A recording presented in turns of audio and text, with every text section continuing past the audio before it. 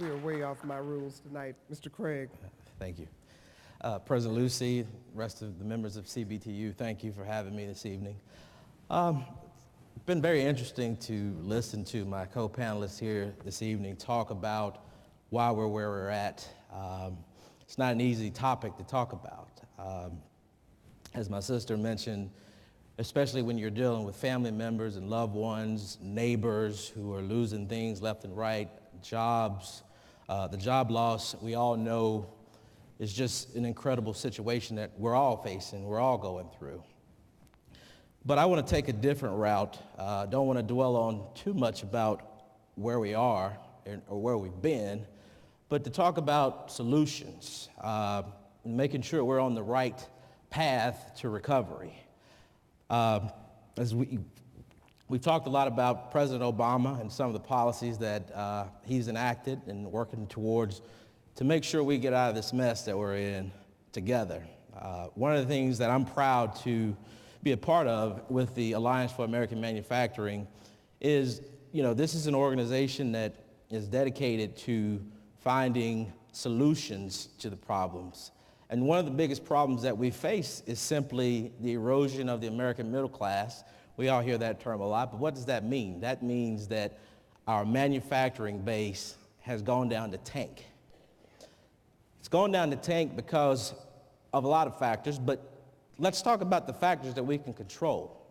And those mainly is the factor of our trade policies.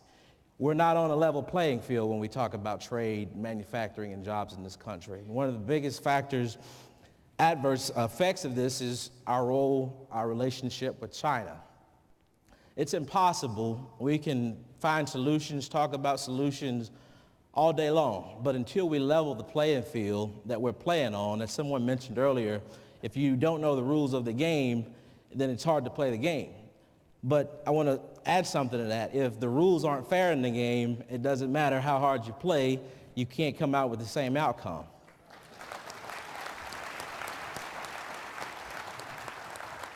So one of the first things that we do at the Alliance for American Manufacturing is, like I said, we look for solutions. It's too late to harp on what has happened, as I mentioned. So we talk about the stimulus bill that has just been passed in February by the president, signed into law. And one of the things is we've heard tonight is there's a lot of money going to a lot of different agencies, local governments, state governments, federal government agencies. So what do we do with this money? Are we making sure that we're not going to repeat the same mistakes that we made before? Just a lot of money floating around, as we've seen in the financial markets with no regulation, no oversight. One of the things that the American Alliance for American Manufacturing decided to do was to make sure that we have some enforcement and some oversight in this money that is going to these agencies as a part of the stimulus bill. And one of the things that we're doing with that is we have a Buy America resolution. And what that Buy America, it's very simple. What this resolution simply states is, if we're going to have our government provide funds to stimulate our economy, the first place that it has to start is here in America. Here in America.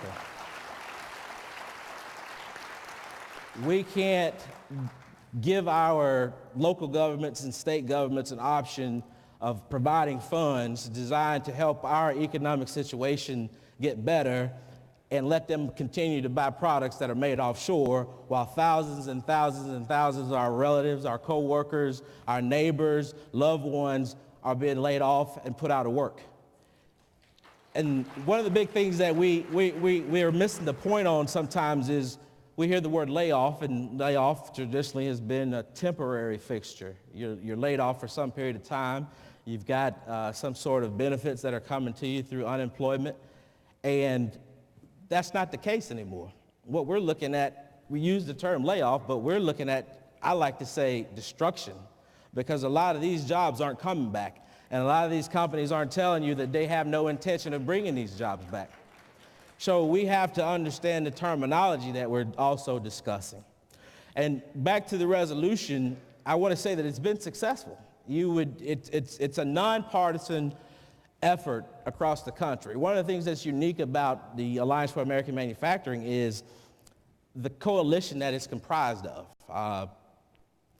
It's comprised of several leading manufacturing companies in this country and also the United Steelworkers Union. That says a lot right there, because here you see manufacturing companies and a union working together to find solutions to this economic downturn that we're in. And that shows that we can do anything. We've got a president who has a vision. We've got organizations and different entities who are willing to work together to bring things together and not rule out anything. And that speaks volumes for where we need to be as we move forward. The other thing I'd like to briefly talk about, a project that we've been working on for the past 2 weeks, is it goes to the auto industry. We just had a very, very successful bus tour. Some of you may have come out to it. It may have stopped in some of your cities to save the auto industry. But as my sister said, before we can save anything, we have to educate ourselves on what we're trying to save and what we're up against.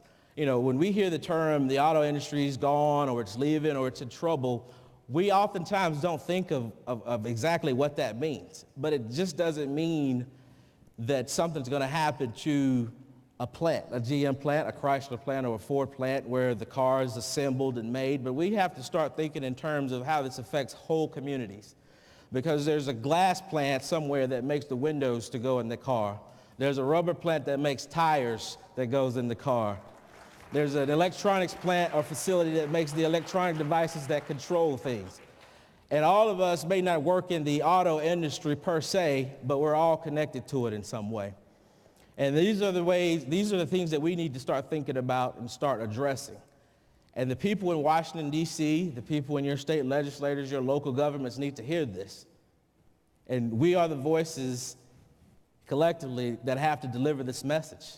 If we don't, then yeah, we're going up and down the tubes, I should say, because, you know, it's a tough situation that we're all in, and we just need to work together. And I think we're on the right path. We've got a lot of things going to bring that, namely an administration, as Secretary Treasurer Chomka mentioned, that will listen and is willing to provide solutions.